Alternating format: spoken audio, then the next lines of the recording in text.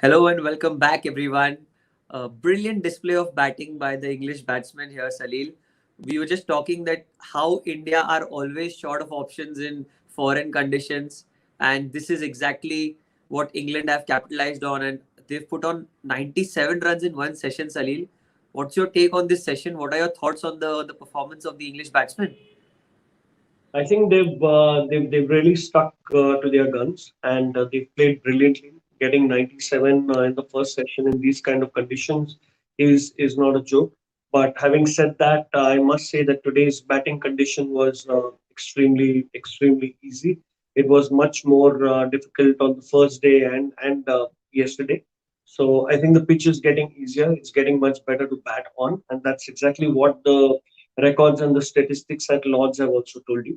Having said that, the wickets also can fall regularly if the ball is pitched at the right place, like I said in the previous session. So Right. I think all in all a good session for England. The odds were tilted towards England when it comes to the old ball or the pitch getting better, and I think they made the best of it. Joe Root displaying yet another masterclass innings, and Class. Root Bairstow back in form. Salil, Joe Root, what do you have to say about him? Could he be? He's eyeing another 100, that's for sure.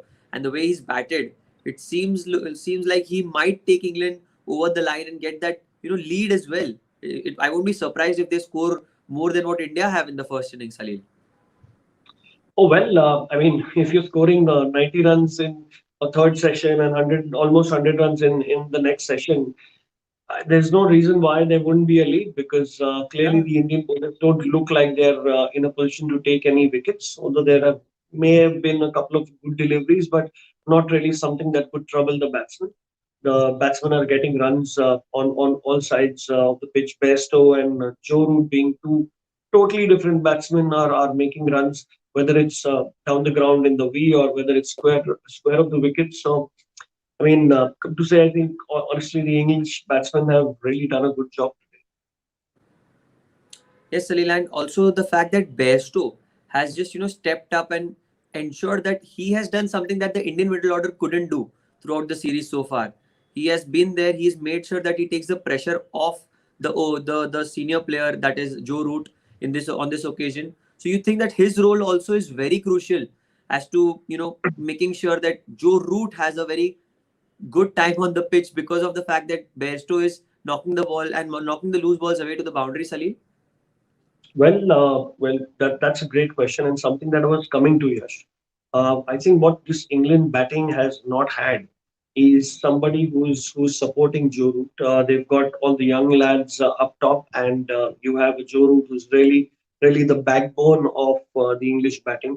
I think with the inclusion of Bairstow and Butler, what England has got is the much needed experience in playing Test matches. They've have almost 150 Test matches between all Wow. all on three of them.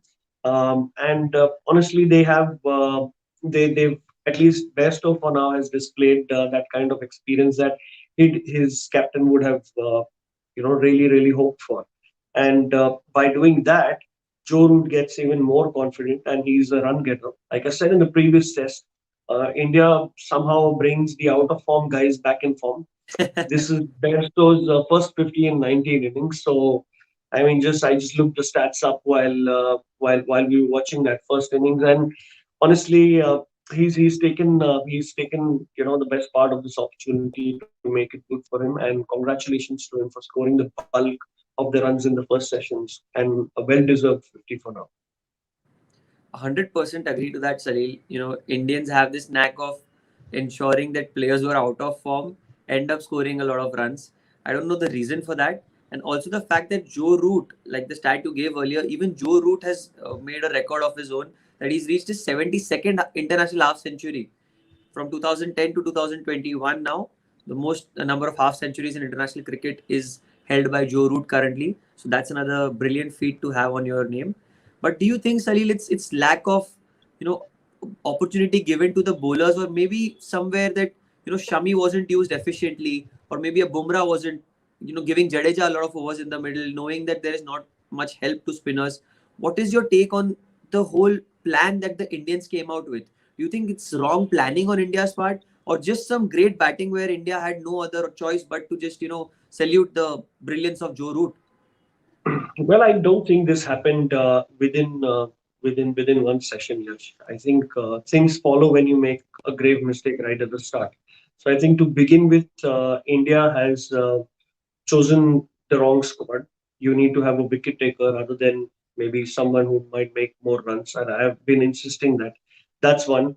Yeah, Secondly, to begin with, the batsman really did an encore yesterday on that by making a mess of the conditions and just giving away all those wickets for less than 100 runs.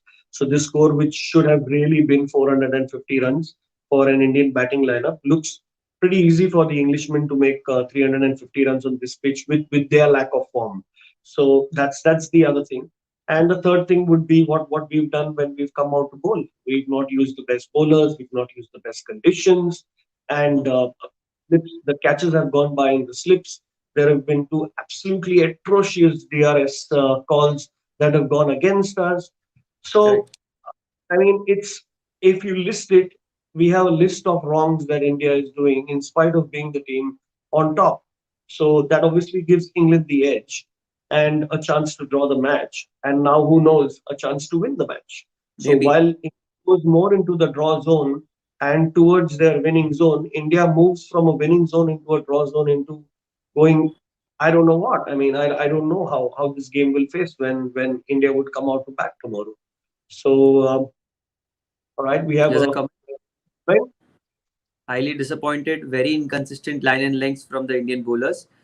With all the given experience, Ishant still not effective enough. Salil, my next question was going to be directed towards Ishant Sharma, just a little bit that, he has been not playing a lot of international cricket recently. He's played the IPL, he's performed well in bits and pieces, but when it comes to making a big impact at the international level, he's not done that in the recent past. So do you think that it's time that there should be a different game plan and you need to look for other options, or do you still think that the experience that Ishant Sharma has can be backed and he should be given this opportunity? Or maybe, what is your thought on this whole, topic as such of Ishant Sharma?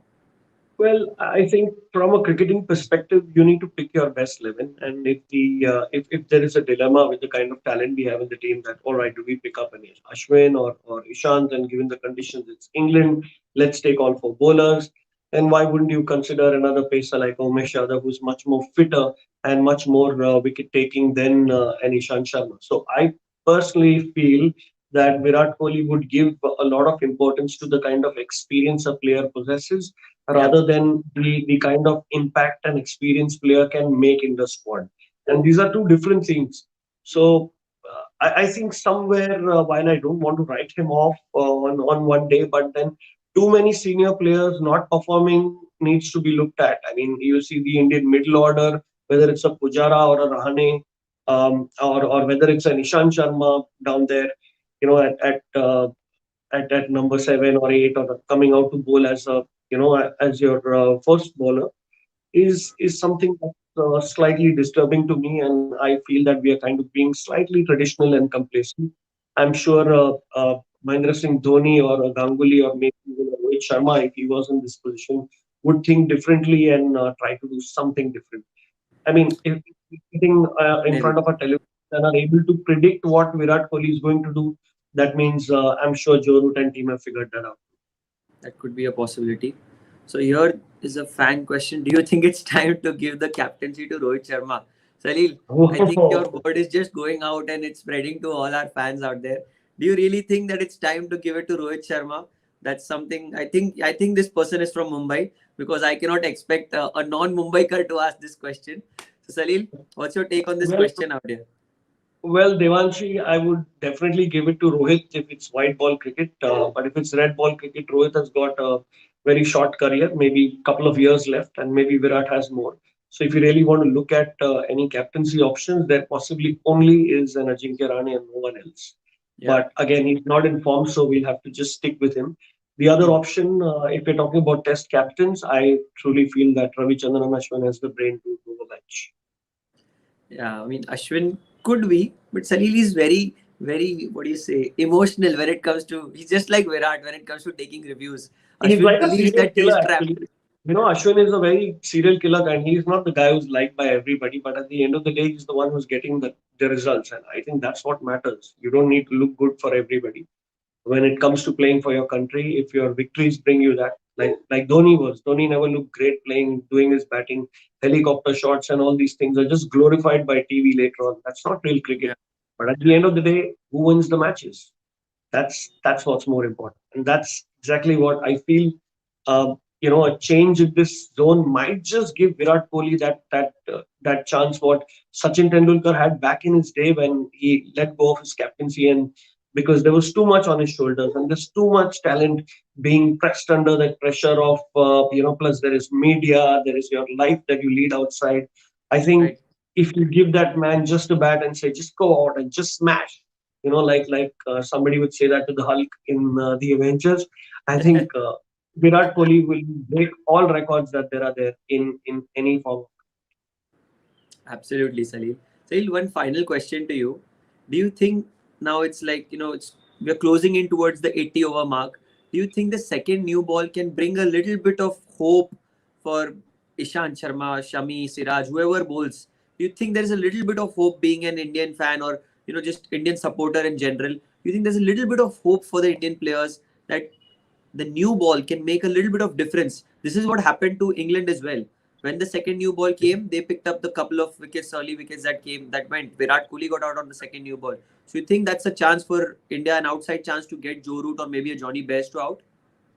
Absolutely, yes. Since we've been following for the last 8 days of the Test cricket that's been played in the first and this Test, I think everything that's happening for one team in the first innings, if the openers are doing well, the other team's openers are doing well. There's a session change and they take Yeah, wickets. correct, Session change and this happened in Trent Bridge. Again, in this Test as well, if you see the first change gave a lot of help to Anderson and the boys, and they got the wicket of Virat Kohli really late on the yep, first day and the next morning they just started off with Rahul, Rahane, and the rest of the squad followed less than 100 in less than 100 runs. So there's no reason why the Indian bowlers are not going to be helped by the new ball, but that is due in 7 overs. And in 7 overs, you don't really want to leak all those runs. But once that correct, is done, the new ball also might go for runs, considering it's a great pitch to bat on. And I think Besto and Joe Root both are seeing the ball not like a football, but like a hot air balloon. So you'd really want your bowlers to pitch on the right spot. It's not the new ball or the old ball. That's correct, all you need to do. And have a lot of patience, and the wickets will come. If not, at least try not to give 90 runs, 80 runs in a session. At least leak them out, maybe just dry them out, let them take those lazy singles, then bring the field up, keep a couple of slips, maybe a leg slip. All that you have not tried needs to be tried now because bowlers have not done the conventional damage that correct. we really. So looking at this test match and just looking at test cricket in general, I personally feel that teams should focus on not winning the test but trying to win a session. That is much more important rather than looking at a larger picture as to I'm going to declare at 400 or I'm going to do this. Try to win a session. That could be a much more progressive way of winning a test match. But Salil, thank you for all your expertise on this. We'll finally move on to the trivia question, Salil. I'm very excited to know, do you know those answers or no? Okay, Of course, I so know. of course. Okay, because given your age and your wisdom, I'm sure you know a lot of it. But still, I need to ask you the question. Name three international players who have represented more than one country in their career as international cricketers, Salil. What are your answers? And which countries Well, as well? oh yes, yes. Well, I think somebody that we need to highlight about who's currently, the World Cup winning captain, and that's Owen Morgan, who's played both for Ireland and England. He's also captain Fantastic. for Ireland. And you also have Dirk Nannis from Australia, if you recollect. He played for the Yes, yes. Netherlands and Australia and was a big hit in white ball. And you also have Kepler Wessels. Ah, The first time I nice. saw South African team back in 1992 playing their first World Cup after or their first international after almost 20 years. I think Kepler Wessels was a brilliant bat, and he also played for Australia. Fantastic. A couple of more mentions, if I had to make, were Luke Ronchi as well, has played a couple Yes, of Luke World Cup. Ronchi. And one surprising one was Jofra Archer. I mean, not many people Yeah, might know this, but Jofra Archer, yeah. Salil, you told me before the show, was Jofra Archer an answer? I was like, I don't know, you take your call. But yeah, Jofra It's Archer too funny. has played. I mean, Yeah. that's what cricket's done to you, right? If you're part of the Commonwealth nations, you might end up playing for England as well. I think even Sachin had the opportunity back then, but he didn't take it. So that's one bit, but one bit for everybody. Even our Mansoor Ali Khan probably back in the 1930s played for Yeah, both countries. he too, Maybe he there too. was Yeah. India because India was a republic, but yes, so to say, India had a different team than England, but he played for both. Fantastic. Thank you so much, Salil, for joining with me. Live action coming up in some time. It was a great show and it was great to have you with us. We'll talk more in the next segment and hopefully let's hope for a turnaround and have a great, great test match on our hands and probably have a full quota of 90 overs for starters.